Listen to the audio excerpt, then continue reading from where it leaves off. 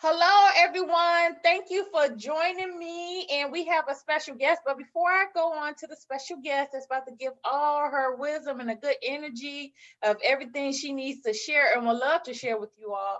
If you don't know, I'm Nikei S Salas. I'm the author of Black Girl Gone Guru, and he poisoned me and left me for dead. And if you have not subscribed to the channel yet, please subscribe so you can get notifications and know about the other wellness videos and different kind of things I talk about, travel, inspiration as well. So without further ado, I would love to introduce you to this beautiful being. This is Cassandre Deus. Am I saying that right, Cassandra? Cassandre Deus. Yes. Deus, Yes. okay. Cassandre Deus of Renewed Synergy Therapy and Life Coaching. She is a licensed social worker and therapist, which has been providing therapeutic services to adolescents and young adults for over 10 years. She has helped many clients with ADHD, anxiety, depression, trauma, issues of abandonment, and more. In short, she is a healer. This beautiful being is here to share her wisdom on mental health. And without further ado, I would like for you to introduce yourself to the audience. Hi, everyone. Okay, my name is Cassandre Deus, and I am a social worker, therapist, and life coach. I've been a social worker for over 10 years now, working with children in the foster care system in New York City. Okay. A few years ago, I decided to open my own practice in 2017, and that's how Renewed Synergy came about. I work with adolescents in that practice, but I also work with adult women of color, which really is what kind of like opened up my soul on how I can really help people and heal people through therapeutic services. I think that working with women of color, especially, just really, it transformed how I felt about myself and how I felt about the field, and really what my purpose was and what I needed to focus on. And so I've been doing that since 2017. Renewed Synergy kind of started then, but this year is when I really decided that this is my purpose and I really need to focus on it. And so I've really been focused on working with women and really providing the services that I want to provide to them. And so this has been kind of my year of finding not only myself, but helping other women find themselves. Yeah, I love that there is becoming more awareness of mental health, which it has always been an issue. Definitely, what I love is that more people of color are starting to wake up and say, hey, I do need to pay attention to what's going on here, because what's going on here is coming out in my life. So I know you said that you work with women. Are they particularly women of color, or that's something that you, or is that the reason why you wanted to get into it, because of the issue with women of color? I particularly work with women of color. Okay. So when I started, somebody had referred a few clients to me, and they were clients of color. And then I posted an ad with therapy for Black girls. And so predominantly the women that I started working with women of color. And that's kind of, I always say that's when the magic happened. Like that was the first time being in session and realizing not only do so many of us share the same kind of issues at times, and we don't know it. We don't talk about the things that are going on with us. We don't share this with other people. Sometimes we don't even share it with our friends.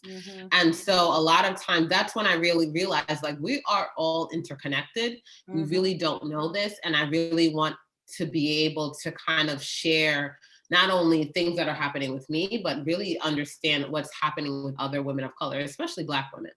What's happening with us, what's going on, because a lot of us are going through similar experiences and we just don't know it. We think we're the only one who feel isolated, and we're not alone.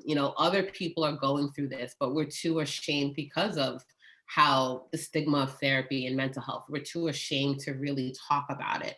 And I really want to kind of break that stigma. And I think there's a lot of mental health clinicians out here now who of color who want to break that stigma. We want to show that it doesn't have to be this lay on my couch, stuffy kind of like therapy session. It's the therapy session that speaks to you. Like it's about you and how, what you get from it. It doesn't have to be what we saw on television or what we think it has to be. It can be whatever you need in order to get you through. You know, So that's really, so that's really kind of like what my purpose is, and trying to figure that out. you know, it's because I know for myself, the first time I was introduced to mental health work through counseling was around 13 years old. And I don't mind sharing this because I want another person out there, particularly a woman of color, definitely, you know, whether they be my age, a seasoned woman, or the younger generation, to, you know, do again what you said, to be okay with talking of our issues, because it might, you know, there are a lot of people that's dealing with something similar, and there is help. So when I went, and I, you know, I thought I was alone in it, and I wasn't. I was introduced to a supportive environment that wanted to listen to what was going on in my head, that was there to help me, you know, talk through what's going on in my head. And it was the best thing, one of the best things that has ever happened in my life. And that's why I have been such an advocate for mental health, you know, all over wellness. But like you said, there's been a stigma in our community saying that, you know, what was said in around the house was, only people that go see a therapist is somebody that's crazy. And I believe that's just because that's what they were taught too. It's not their fault. You know, that's been going on for a long time, just passed on and passed on. And here it is, we have been suppressing all these things and just say, just get through it. You gonna be okay. But a lot of people are not, you know, being able to be okay because they're not talking it and getting it out. Everything is not meant to stay in our head. Exactly. And I think that, so you were fortunate enough to be able to have a positive experience at a young age and be able to be an advocate for that. And some people don't have positive experiences, right? So that's a part of it. Some people do go to therapy and they don't have a positive experience, or the same thing, like you're saying, sometimes it's kind of like you keep it to yourself. You're strong. You just you'll get through it. You don't need to speak to anybody. What happens at home stays at home. So all these different messaging happens, and then people don't want to talk about it. And I see it a lot when I work with the youth that I work with in foster care, because there's a real push for, against mental health services. So most of the kids in foster care in New York City, they have access to a therapist. And a lot of them don't want to see therapists because at home, that idea of only crazy people go see therapists. And that's what we hear. I'm not crazy. There's nothing wrong with me. And really trying to retrain them and say, no, there isn't anything wrong with you, but there are things that have happened to you that you need to get out and you need to talk about, and really understanding that therapy doesn't mean there's something wrong with you. You're not damaged. You're not broken. There's nothing wrong with you. It's really about getting out all the feelings that we have, because we all have feelings. We all experience things, and we experience them differently. And we really need to talk about those feelings in order for us to be able to process it and move forward and heal from it. And that healing process sometimes doesn't happen because we are afraid of opening up to people. We are afraid of sharing house business outside and all these different things that we're taught. We're just taught to hold everything in. And once you hold everything in, you'll work it out and you figure it out. And sometimes we do figure it out, but do we figure it out in the healthiest way for ourselves? And that's really the question, because sometimes we do figure out our problems. We're like, okay, well, this is the problem. I'm able to identify it and let me move on. But can we move on? Can we really heal from it, because we haven't really processed it? And therapy is about it's about processing. It's about talking through our feelings and processing what we've been through so we can heal in a proper way. Now, though we are talking about mental health, to break it down even more, what is mental health defined? So I mean, for me, mental health is really about kind of just all the things that are happening within you. So your mental health is how you see the world, how you how you feel like you're represented in the world. So that's how I feel like mental health. So my mental health is about taking care of myself, making sure that I am of sound body of mind, that when I'm showing up in the world, that I'm able to really process and be a part of the things that are happening in my life without it really taking a toll on me, or without me breaking down, without me feeling defeated. And a lot of times that can't happen. We can't do that on our own. And so that's when we have to focus on our mental health. So I'll give you an example about Naomi Osaka right now. Oh, I'm so glad you brought that up. Thank you, because I Right? wanted to ask you about that. She's focusing. She said, I can't do any press conferences because I need to focus on my mental health, because doing these press conferences take a toll on her mental health. And a lot of things that we say yes to in life take a toll on us. Maybe you don't want to go out this weekend, but you just say yes because everybody expects you to. And you think like, oh, it's not a big deal, but it takes a toll. It's like it chips away a little bit, like this chips away, this chips away. And when you eventually get to a certain point in your life, how much more chipping can you take? So Naomi is young. And I wish I had the courage at her age to say, no, I can't do this, because that's really going to impact my mental health. That's going to lead me down a downward spiral that I don't want to be led down. I don't want to go down that rabbit hole. I want to be able to focus on what I need to focus on. And eventually now she had to decide, I'm just not going to do this at all, right? I'm not going to do the French Open. I'm going to stay away from that. And that's really because of all the backlash she got from just saying, hey, I don't want to do these press conferences because of my mental health. People don't understand putting your mental health first and how much of an impact it is when you are really devoting time to something that you don't want to devote time to, that you know it's going to take a toll on your life, that you know afterwards you're going to feel emotionally exhausted, spiritually exhausted. That's important to really be able to identify. And I'm, kudos to her to be able to really identify this right now. And again, I wish when I was 23, 24, I was able to say, this is going to take a toll on me, so I'm not going to participate in that. And that, not all of us have that language at that age to be able to really put our mental health first and to focus on how is this going to leave me? So if I do this thing, how am I going to come out on the end? How am I going to be coming out on the back end? How am I going to be? We don't know. We kind of just do things. We kind of like go through life doing different things and feeling the residual effects, feeling downtrodden, feeling exhausted, but not really connecting it to the activity that we did, not connecting it like, well, maybe I shouldn't do this anymore. Just kind of feeling like, well, no, I need to persevere, right? Going back to that, I need to just kind of like push it down and push forward and persevere, and I'll be fine. I was just tired. So maybe I need to just take a nap and I'll wake up and I'll be okay. And it's like, no, it's more than that. We really do need to focus on the toll that certain things take from us, the energy it takes from us, right? When we talk about energy, when we talk about just kind of like having bad energy in our life, we need to be able to identify those things, because all of that takes a toll on our mental health.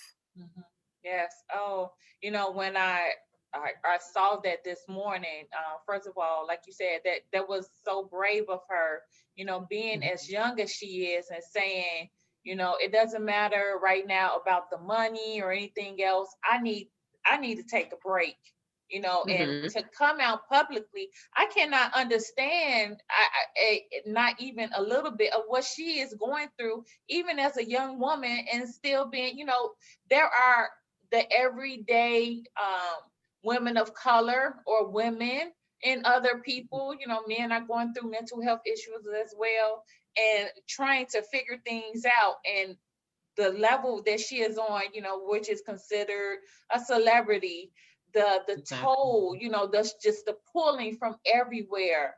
Oh my God, I just I can't imagine, and I wish her the best in her healing process, and for Mhm. her to not only make that decision to choose her, but to show other people like her, that you need to choose you as well. Yeah. That Hmm. you need to show up for yourself, that other people, they just want to take. There's so many takers in the world, right? Hmm. So the French Open, they just want to take. They want good ratings. They want you to come. Of course, they want her to be there because that's going to show people are going to watch. People want to show up. People are going to be in the stand. They're going to make money. It's not about you, though. It's not about her. It's Right. about what they can get from her. And a Mhm. lot of times it's hard to really like make that distinction, that a lot of this is about what people can get from you. And Mm. when they feel like they're not getting what they need from you, then they berate you. Then you're no good. Then, the same thing that's happening to her in the media. Then it's like, oh, how dare she? She's selfish. She's this. And all the names come out because once you set your boundaries, people don't Right. like it.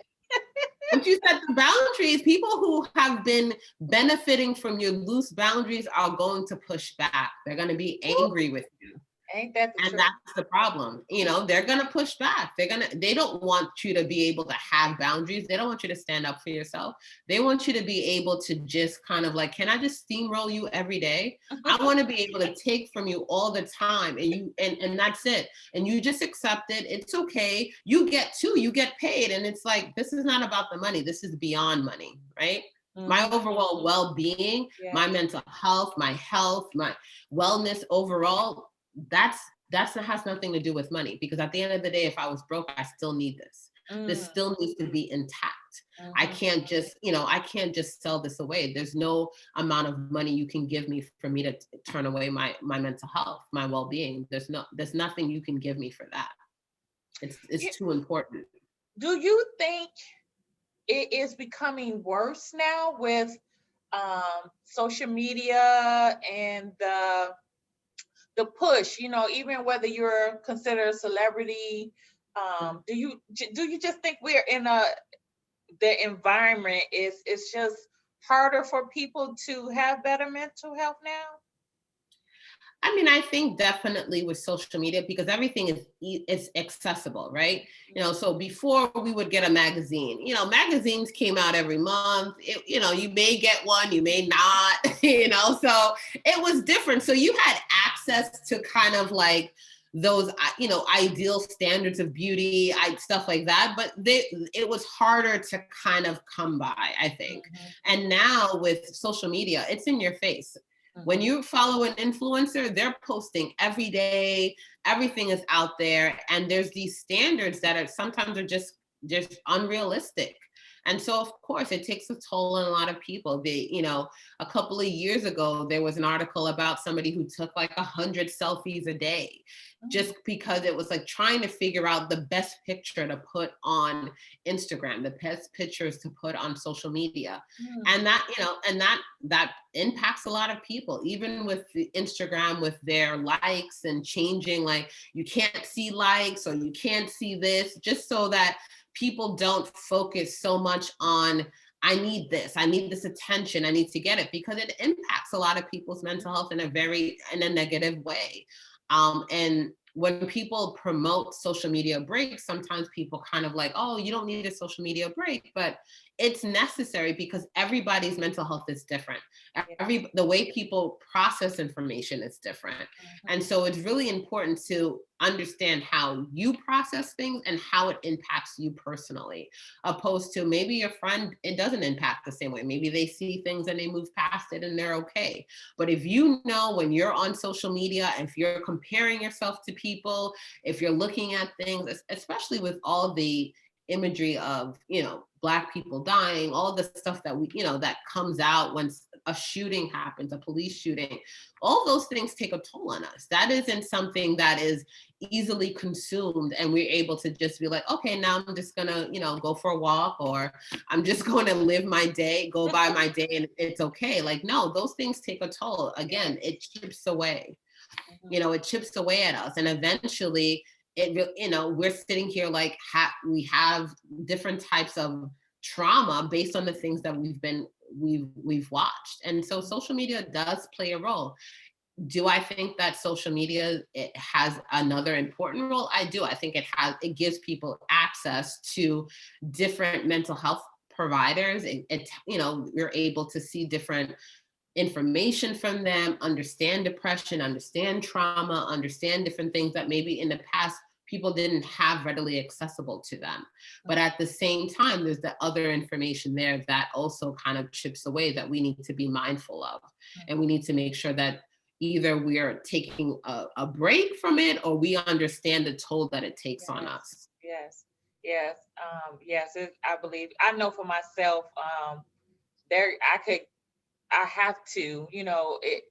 and even knowing the balance of it, because of the different things that we do, we may put posts on the different social media sites, but even with that, I have to say, okay, let me not just look at nothing. Let me not even put nothing out there. Let me just, allow myself to take a break. And hopefully I'm being an example to someone else to take a break for a little bit. No, I take breaks all the time. During the election, I took a break from September to January Hmm. because I knew how that causes me anxiety, right? Seeing the constant kind of Yeah. information about the election, all the different things, how nasty that it gets, all the negativity that comes with it. I have to really take an inventory of myself, like, do I really need this in my life? Do I need to watch this? Do I need to know about this? Do I need to see all the slander? I don't. Mhm. I don't need that. You need the facts, and then you move forward. And I think Right. in this election, I don't. We kind of had the facts, kind of. So you need the facts, and then you move forward. But do I need to see every single step of the way? Some people, they get lost in it. But for me, I know that I'm okay without seeing it. And so I took that break, and I was off Instagram, and I was off Facebook, especially Facebook, because Facebook, I feel like it's easier to kind of like have things slip in. My Instagram is a little bit curated with who I follow and the information that I'm going to get. And so there I'm a little bit more like, okay, but even that, I follow a lot of people who will post something about a shooting, who will Right. post this. And so I need to be mindful about that in my own mental health and say, like, I can't take that right now. I'm not in a space to kind of visualize this. Maybe I need to just read an article because that's less stimulating for me, opposed to watching a video or seeing pictures. And we have to assess ourselves to understand what can I take and what I can't. We have to realize and know ourselves to be able to do that. And since you bring that up, I mean, you really answered the question, but is there anything that you would suggest to someone that they can do for their mental health every day? Every day. So, I mean, one of the things is that for me, and so I'll talk about what I do. Okay. I really try to keep a really good morning routine, right, for my mental health. I Okay. get up, I don't instantly go on social media, which I know a lot of people say, but that is one of the things, like, I don't touch my phone. I get up and I'm like, okay, I'm gonna go for a walk. So I do my morning walks, and that really does help me. That really helps kind of like start my day, clear my mind, and really get me going. When I get back, I say my affirmations. I light my candle, I say my affirmations, and I kind of like, okay. And when I say my affirmations, I do chant them and kind of like, okay, this is what's gonna guide my day. And whenever I'm having trouble throughout the day, I repeat the affirmation, right? So to kind of help me, it helps me guide, it helps me stay focused, it helps me get grounded when I'm having difficulty. And there's many stressors that come, especially working with kids in foster care. There's many Every, stressors that come from all different directions. And so definitely I try to really focus and keep myself grounded with that. I light candles. I really believe in aromatherapy because I know it helps me. It doesn't help everyone, but it does help me. And so I keep that going. I try to stay away from social media throughout the day, or I limit the time that I'm on it. And so, setting a limit, like, you can be on it for 20 minutes, 15 minutes. I know we can get lost in all of this. And so really trying to limit my time with that and doing things that really make you happy. So maybe that is spending time with loved ones. Maybe that's reading a book.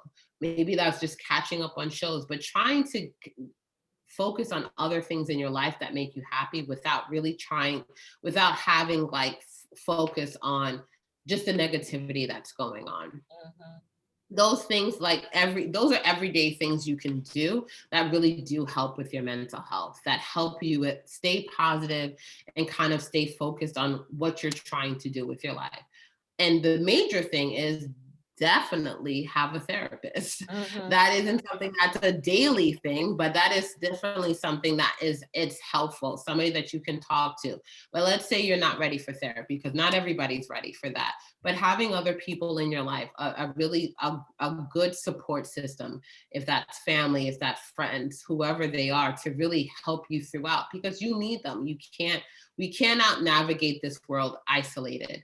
We need other people. And I think a lot of us just feel like, well, no, if I just buckle down, if I just do this, I can really try to navigate this world. It's not, it's too harsh.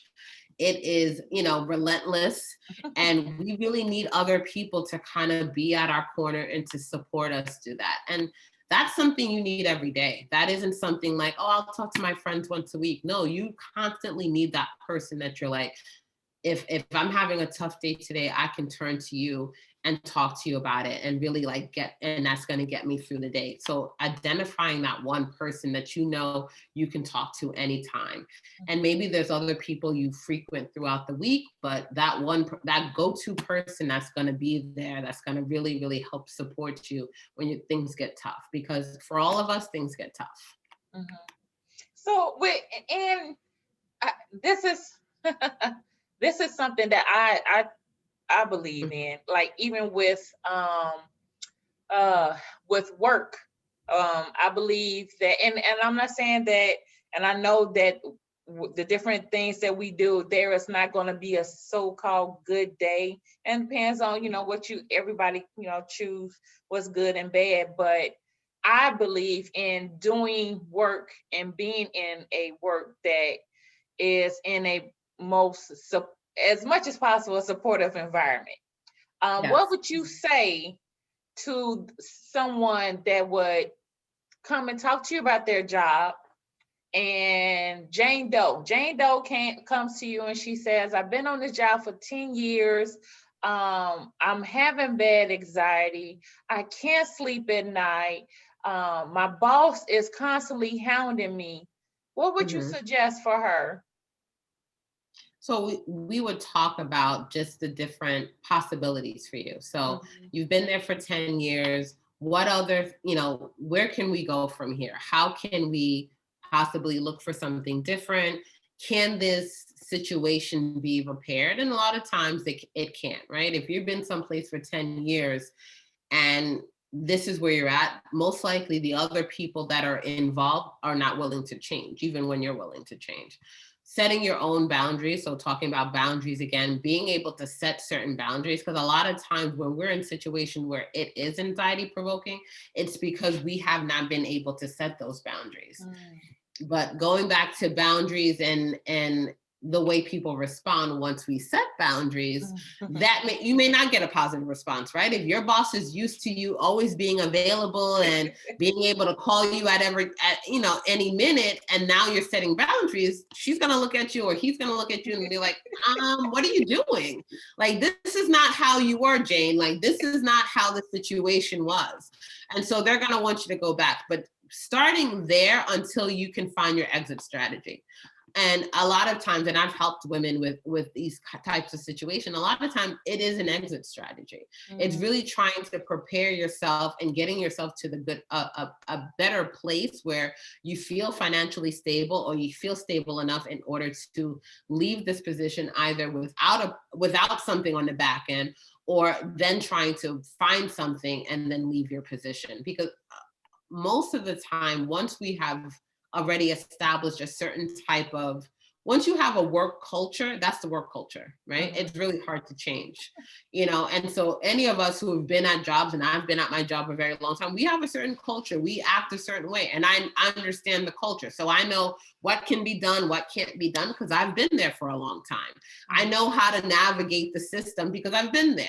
And so usually when we're to the point where you're like, I have night sweats, I'm anxious, like when I see the phone ring and it's my boss, like instantly my heart starts pounding. We need to identify an exit strategy. What's good for you? Where do you want to go? What's your life's purpose? And it's really about finding that, out. What's your life purpose? When I went to social work school, I wanted to work with children in clinical services. I wanted to be a therapist for them. And I ended up being an administrator. So I got promoted. And so the trajectory of kind of my life's purpose changed. And then so for 2017 to come around and for it to come back to where I'm doing therapy, I was like, that was truly my life's purpose. I may have been derailed for a little bit because I was doing, I became a director and I was working in that, but I came back to working in clinical services because that really was my original, what I felt like was my original purpose. And it is my purpose. That's kind of like, that's where I felt like I can be this healer. I can work with people. So it was the purpose that I had. I just got derailed for a little bit. And so maybe maybe Jane is derailed. Maybe she just needs to really kind of re-identify her purpose. And that's really some of the things that I work with the women. When I work with women, that's what I kind of help them identify. Like, what's your purpose? What did you set out to do in the world? And how did you get derailed? What was kind of that initial dream and wish for yourself? And let's see how we can get you back there. Because sometimes when we really are far away from that purpose, we do find we are anxious. We're not in our rightful place. And when you're not in your rightful place, you feel it. You understand it's uncomfortable. And you don't understand why. You're like, you could be making enough money. You could be like, well, this is a good job. Like, why can't I just accept it? And it's like, because that's not where you're supposed to be. And it's really getting Jane to understand that. Yeah, money cannot buy peace. I would take that one first and try to figure out how to get the money. And I'm not saying to anybody, to just go and, quit your job if, but I'm just saying that we should be okay with, being okay. And that sometimes when we take on these new roles, whether it be different kind of positions, because everything is a relationship, right? When we, as you had said earlier, when we say, okay, yes to everything, we're saying no to a lot of ourselves.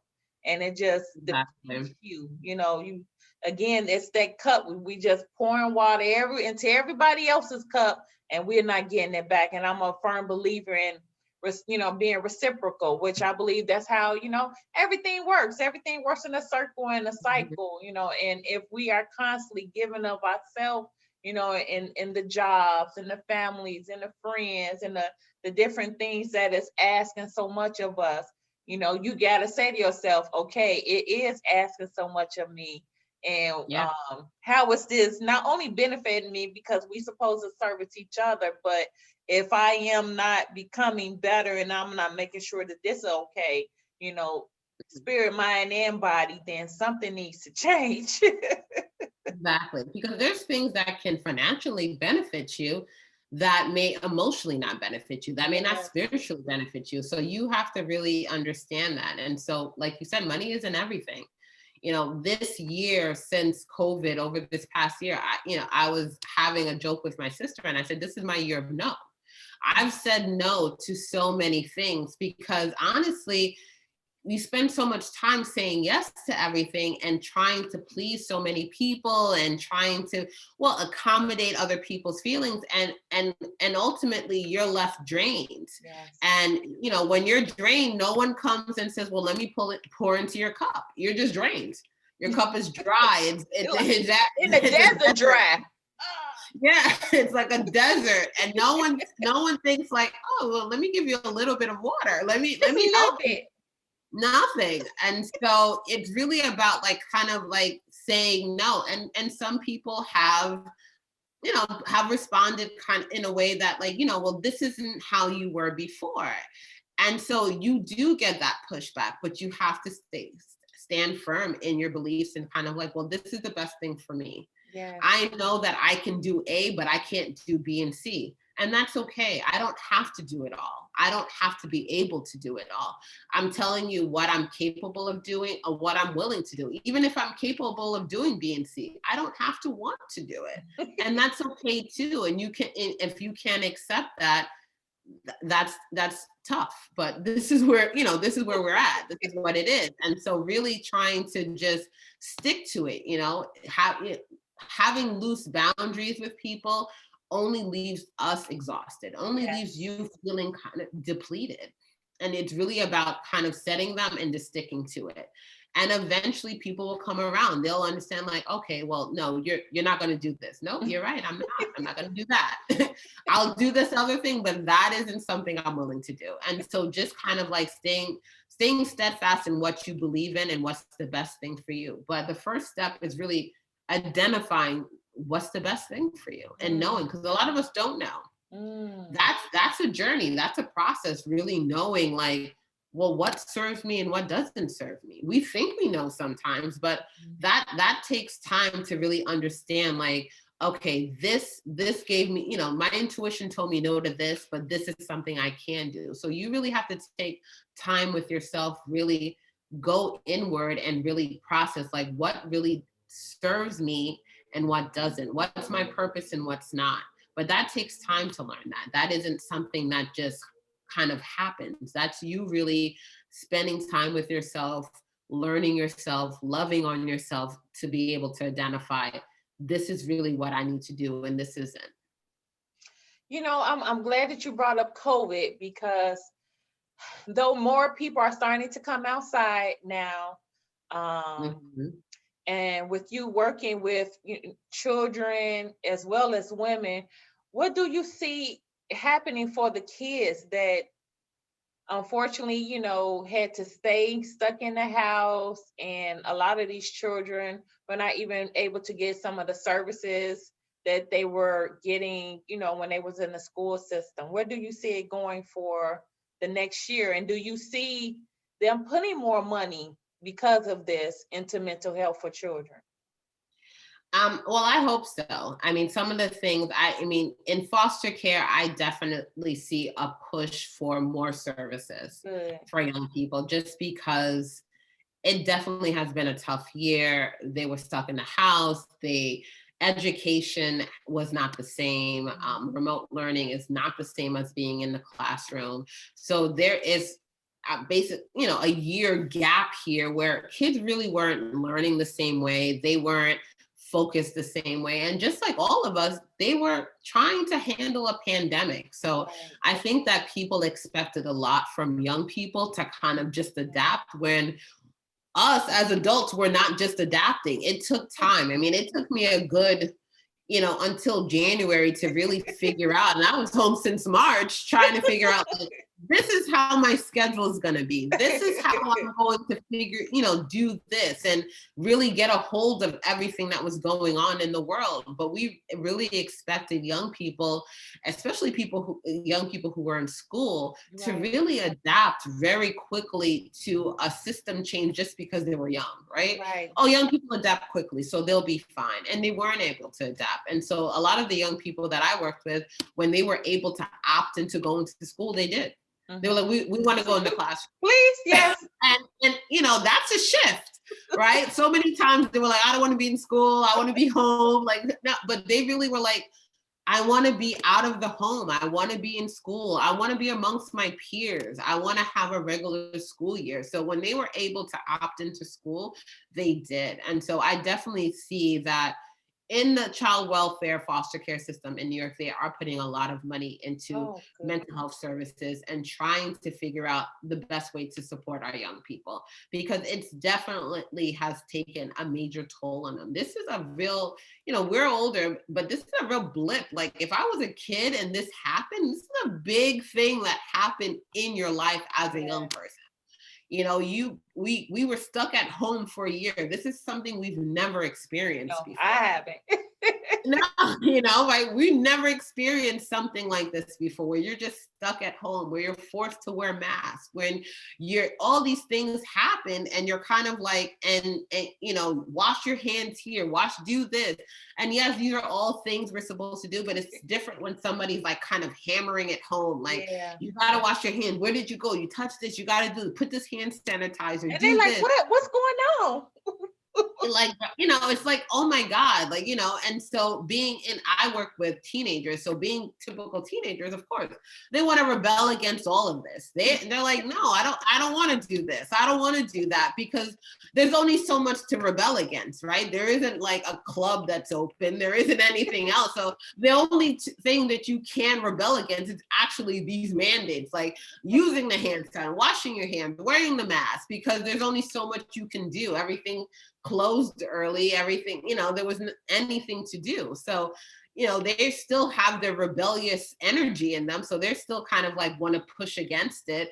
Like, well, we don't want to follow these rules. You can't make us do these things. And so definitely, but paying attention to how it impacted them, and how, and just like how it impacted all of us, so many more people seeked out therapy, right, during this time, because of COVID, because they were stuck at home, because of the isolation. And young people are going through this too. And I don't think so many people really kind of focused on like, hey, my 13-year-old may need therapy, right? My 14-year-old may need therapy, because they're just kind of like, oh, they're kids, and everybody just thinks they're adaptable to anything. Right. And it's not, it's not the case. If you have a young person, depending on what's going on with them, you need to really check in with them to make sure that they were able to really manage this time, because it was difficult for all of us. And so mental health services, definitely, I do see more a push in that in New York City. I don't know about how it is in other states, but definitely in New York City, I see a push for more mental health services for young people, because this is a difficult time, and transitioning back to school after being out of school. I mean, can you imagine if you were in 7th grade and now you have to go into high school? That's, you didn't really have a junior high experience. You didn't have, or you didn't really have a high school experience. And now you got to go to college.